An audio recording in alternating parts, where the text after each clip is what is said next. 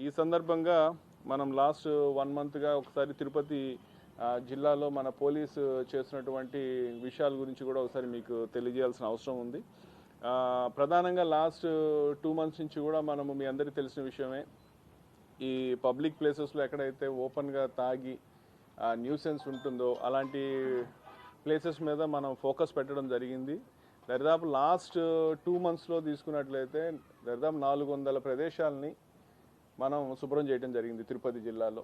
దీంట్లో చాలా చోట్ల మన పంచాయతీ వాళ్ళు సహకరించారు, మున్సిపాలిటీ వాళ్ళు సహకరించారు, లోకల్ పబ్లిక్ సహకరించారు. అందరూ కూడా చాలా చోట్ల వాళ్ళ భాగస్వామ్యంతో మనం చేయటం వల్ల పబ్లిక్లో కూడా ఒక తెలియని చాలా ఒక పాజిటివ్ రెస్పాన్స్, వాళ్ళకు కూడా దీని పట్ల ఏమంటాం అవగాహన పెరిగి వాళ్ళు కూడా ఈ మనం చేయటం వల్ల చాలా న్యూసెన్స్ తగ్గింది. యాక్చువల్గా మొత్తం లాస్ట్ 2 మంత్స్లో చూసుకుంటే దరిదాపు 7,000 దాకా మనం పబ్లిక్ బూజింగ్ కేసెస్ పెట్టుంటాం.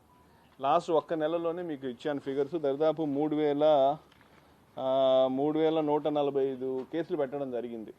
సో ఎక్కడ తాగుతున్నా ఎవరిని కానీ వదిలిపెట్టట్లేదు. చాలా వరకు చేయటం వల్ల చాలా వరకు బై అండ్ లార్జ్ మనకు ఓపెన్గా ఈ న్యూసెన్స్ అనేది తగ్గింది. అయితే ఇంకా చేయాల్సిన అవసరం ఉంది. ఏంటంటే ఒక రోజుతో చేస్తే ఆగిపోయేది కాదు, ఇది కంటిన్యూస్గా చేయాల్సిన యాక్టివిటీ. సో దీన్ని ఇలాగే మేము కంటిన్యూ చేస్తాము. ప్రజలకి ఈ తాగుబోతుల నుంచి ఇబ్బంది లేకుండా ఉండే విధంగా మనం చర్యలు తీసుకుంటాము. అట్లాగే ఈ ప్రదేశాలు కూడా ఇందా చెప్పినట్టు నేను మొత్తం దాదాపు 400 ప్రదేశాలను మనం శుభ్రం చేయించాము.